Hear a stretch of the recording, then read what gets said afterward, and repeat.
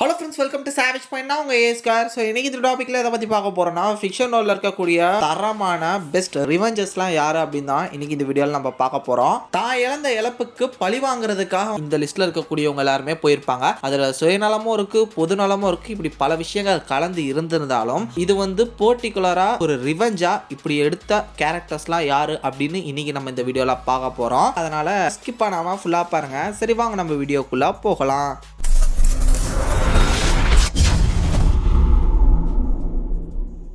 லிஸ்ட்ல 7ஆவதா இருக்கிறது பாகுபலி. இவர் தன்னோட அப்பா அமரேந்திர பாகுபலி ஆனால் அவங்க அம்மா தேவசேனா, இவங்க 2 பேருக்கும் நடந்த அநீதியை தட்டி கேட்கறதுக்காக, அதை எதிர்க்கிறதுக்காக பல்வாள் தேவனா பழிவாங்க வந்திருப்பாரு. அவர் பிறக்கிற முன்னாடி அவங்க அப்பாவுக்கு நடந்த கொடுமை, அவங்க அம்மாவை எப்படியெல்லாம் சித்திரவதை பண்ணாரு, இந்த விஷயங்கள்லாம் தெரிஞ்சு மகேந்திர பாகுபலி பல்வாள் தேவனா கொல்லணும், அவர் ரிவெஞ்ச் பண்ணணுன்றதுக்காக வந்திருப்பாரு. இதை தாண்டி மகிழ்மதி ஒரு கெட்ட அரசனா இருந்து அங்க இருக்கக்கூடிய மக்களுக்கு கொடுங்கோல் ஆட்சி பண்ணிக்கிட்டு இருப்பான். இதுவுமே அதுக்கான ஒரு காரணமா இருக்கும். இதுல என்னதான் ஒரு பர்சனல் வெஞ்சன்ஸ் இருந்தாலும் அதை சுத்தி ஒரு பொதுநல கோவமும் இருக்கு. ஸோ இது ரெண்டையுமே மிக்ஸ் பண்ணி தான் பல்வாள் தேவனை எதிர்த்து அவர் சண்டை போட்டு அவனை கொண்டிருப்பாரு. நம்ம லிஸ்ட்டில் 6ஆவதா இருக்கிறது பில்லி புச்சர். ஸோ பில்லி புச்சரை பற்றி நம்ம எல்லாருக்குமே தெரியும். அவரோட ஒய்ஃப் பெக்கா ஹோம்லேண்டர் செக்ஷுவலி அவங்கள ரேப் பண்ணியிருப்பாரு. இது மூலமாக அவங்களுக்கு ஒரு பையன் வேற பிறந்திருப்பான். ஸோ இது சீரியஸ் சொல்கிறேன். காமிக்ஸில் பார்த்தீங்கன்னா அந்த பையன் பிறக்கும் போது பெக்காவை கொண்டுட்டு பிறந்திருப்பான். இந்த ஒரு கோவத்தில் பில்லி புச்சர் ரயானா குட்டியாக இருக்கும் போதே கொண்டிருப்பாரு. ஸோ தென் இது மட்டும் இல்லாமல் தன்னோட ஒய்ஃப் பெக்கா இந்த மாதிரி இறந்து போகிறதுக்கு ஒரு விதமான காரணமான ஹோம்லேண்டை பழி வாங்கி ஆகணும் அப்படின்னு சொல்லிட்டு இறங்கியிருப்பாரு. ஹோம்லேண்டர் மட்டும் இல்லாமல் அது மொத்த சூப்ஸ் மேலே அந்த ஒரு கோவம் திரும்பி இருக்கும். ஃபைனலாக அவர் அதை அச்சீவும் பண்ணியிருப்பாரு காமிக்ஸ்ல. எப்படியோ 2 ஹோம்லேண்டர் க்ளோன் அப்படின்ற ட்விஸ்ட் எல்லாம் உடைச்சு வந்தாலுமே ஃபைனலி அவரோட ஒய்ஃப் பெக்காவை ரேப் பண்ண அந்த ஒரு பர்டிகுலர் ஹோம்லேண்டர் வெர்ஷனை செதைச்சு அவரோட மண்டையோட பிச்சு அவரோட மூளையை நசுக்கி சாவுடா அப்படின்ட்டு போயிருப்பாரு. இது ஒரு பியூர் வெஞ்சன்ஸ். இதுல எந்த விதமான ஒரு பொதுநலமும் இல்லை. அவர் யாருக்காகவும் செய்யல, இதை அவர் தனக்காக செஞ்சாரு.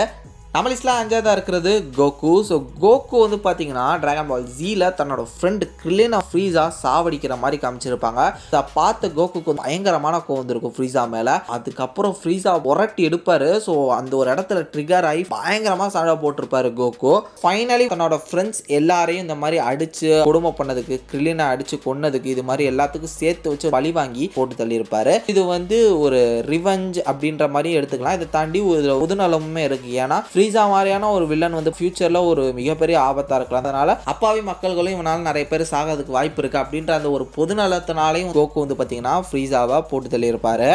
நம்ம லிஸ்ட்டில் 4ஆவதா இருக்கிறது பேட்மேன் வெர்சஸ் சூப்பர்மேன். இந்த ஒரு படத்தில் ஸ்டார்டிங் சீக்வன்ஸ்லேயே பார்த்தீங்கன்னா வெயின் இண்டஸ்ட்ரீஸோட பில்டிங் அதை ஒடிச்சு நொறுக்கிட்டு நம்ம சூப்பர்மேன் சண்டை போட்டுட்டு போயிட்டு இருப்பாரு. இதை பார்த்து செம்ம கடுப்பாக இருப்பார் பேட்மேன். ஏன்னா அவரோட பில்டிங்ன்றதையும் தாண்டி அவருக்குன்னு ஒர்க் பண்ணிட்டு இருந்த ஸ்டாஃப், ஸோ அவங்களோட ஃபேமிலி, இது மட்டும் இல்லாமல் அங்கே இருக்கக்கூடிய மக்கள் எல்லாருக்கும் மிகப்பெரிய ஒரு சேதாரம், ஒரு இழப்பு இந்த ஒரு சண்டைனால ஏற்பட்டிருக்கு. இவன் ஒரு ஏலியன், இவன் இந்த மாதிரி பண்ணிக்கிட்டு நமக்கு ஆபத்தை விளைவிக்க வாய்ப்பு இருக்கு அப்படின்னு சொல்லிட்டு அவர் மேலே கோபம் வந்திருக்கும். அதை வச்சு அவர் என்ன பிளான் பண்ணி எப்படி பண்ணணும்னு நினைச்சாரோ அதை பக்காவா பிளான் பண்ணி சூப்பர்மேனே ரத்தம் சிந்த வச்சிருப்பாரு. இதுல என்னதான் மக்களுக்காக அப்படின்னு சொல்லிட்டு அவர் தன்னை தானே சொல்லிக்கிட்டு சண்டை போட்டிருந்தாலும் இது பியூர்லி ஒரு ஈகோ கிளாஸ், ஒரு வெஞ்சன்ஸ் அப்படின்ற மாதிரி கூட சொல்லலாம். நம்ம லிஸ்ட்ல 3ஆவதா இருக்கிறது வாண்டா. விஷனுக்காக தானோஸை என் கேம்ல போட்டு புரட்டி எடுத்துருப்பாங்க. விஷனை இன்ஃபினிட்டி வாரில் போட்டு தள்ளி அவரோட ஸ்டோனை எடுத்திருப்பாங்க. ஸோ அதுக்கு பழி வாங்குற விதமாக என் கேம்ல இறங்கின வாண்டா நம்ம தானோஸை தூக்கி அவரோட மொத்த ஆர்மஸையும் பிச்சு உதருவாங்க. அவரோட ஸ்வாடே போட்டு புரட்டி எடுத்துருவாங்க. இதுக்கு மேலே இவரை விட்டா நம்மளை பிச்சு எடுத்தாலும் எடுத்துருவான்னு சொல்லிட்டு அவரோட ஸ்பேஸ்ஷிப்பை வச்சு ஒரு அட்டாக்கை ஏற்படுத்தி அவளோட புடியிலேருந்து தப்பிச்சிருப்பாரு நம்ம தானோஸ். என்னதான் அந்த இடத்துல தானோஸை கொல்லனாலும் அப்பேற்பட்ட தானோஸே கொஞ்ச நேரம் கதற விட்டுருப்பாங்க வாண்டா.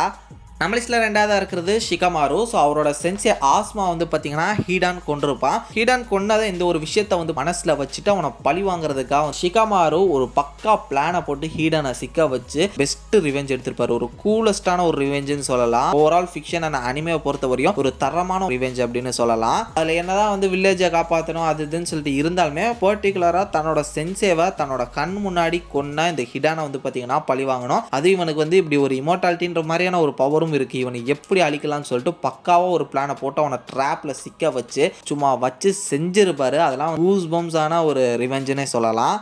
ஸோ ஃபைனல் நம்ம லிஸ்ட்டில் நம்பர் 1 பொசிஷனில் இருக்கிறது பேரன் ஜீமோ. ஸோ பேரன் ஜீமோட ஃபேமிலி வந்து சொக்கோவியா வார் அப்போ வந்து இறந்து போயிருப்பாங்க. ஸோ இந்த ஒரு கோவத்தை வச்சுக்கிட்டு அவெஞ்சர்ஸ்ன்றவங்க வந்து எதுவுமே பண்ணலை, இவங்களால தான் இந்த எல்லாமே நடக்குது அப்படின்ற அந்த ஒரு கோவத்தை அவங்க மேலே எப்படி காட்டுன்னு தெரியாமல் சரி ஓகே இவங்களை பிரித்து விட்றதுக்கான வேலையை பார்ப்போம்னு சொல்லிட்டு பக்காவாக பிளானை போட்டு இவங்களுக்குள்ளேயே உங்களை சண்டையை மூட்டி விட்டு என்ன நினைச்சாரோ அதை வந்து சூப்பராக செஞ்சு முடிச்சிருப்பாரு. ஒரு பக்கா பிளான். சில வில்லன்களாம் வந்து பார்த்தீங்கன்னா எமோஷன்ஸை வந்து வெளிப்படுத்துறேன்ற விதத்தில் அவங்களோட பிளானை கோட்டை விட்டுருவாங்க. ஆனால் இவர் வந்து போட்ட பிளானை பக்காவாக யூட்டிலைஸ் பண்ணி அடிச்சிருப்பாரு. அவர் நினைச்ச மாதிரி அவங்களுக்குள்ளேயே அவங்கள அடிக்க வச்சுக்கிட்டு மொத்த டீமே வந்து பார்த்தீங்கன்னா பப்பாதியாக பிரித்து வெளுத்து வாங்கியிருப்பாரு. ஜஸ்ட் அவங்களுக்குள்ள இருக்கக்கூடிய டார்க் சீக்ரெட்ஸ் இது மாதிரியான விஷயங்களை பிச்சு பிச்சு போட்டு அவங்களுக்குள்ளேயே அவங்கள அடிக்க வச்சுக்கிட்டு ஒரு ஈகோ கிளாஷ் ஆக்கி ஒரு வெஞ்சன்ஸ் ஆக்கி அவங்கள வந்து மொத்தமாக பிரிச்சு விட்டு வேடிக்கை பார்த்து மாஸ் காமிச்சிருப்பாரு. அதனால பெஸ்ட் ஒரு ரிவெஞ்சரா இவரை நம்ம வந்து போட்டே ஆகணும். ஏன்னா அப்பேற்பட்ட அவெஞ்சர்ஸ் டீமே ஜஸ்ட் சிம்பிளா அவரோட பிளானிங் மூலமா எந்த விதமான பவர்ஸும் யூஸ் பண்ணல, சைலண்டா அப்படியே அந்த ஒரு படத்துல சுத்திக்கிட்டே வந்து மொத்த பேரையும் பிரிச்சு விட்டுருப்பாரு. ஸோ கண்டிப்பா இந்த வீடியோ உங்களுக்கு ரொம்பவே பிடிச்சிருக்கும்னு நான் நினைக்கிறேன். இதே மாதிரி பல இன்ட்ரெஸ்டிங்கான டாபிக்ஸ் பார்க்கறதுக்கு மறக்காம நம்ம சேவேஜ் பாயிண்ட் சேனலை சப்ஸ்கிரைப் பண்ணி பெல் ஐகானை பிரஸ் பண்ணிக்கங்க. அடுத்த ஒரு இன்ட்ரெஸ்டிங்கான வீடியோல நாளைக்கு மீட் பண்றேன். அது வரையும் tata bye bye, take care from A Square.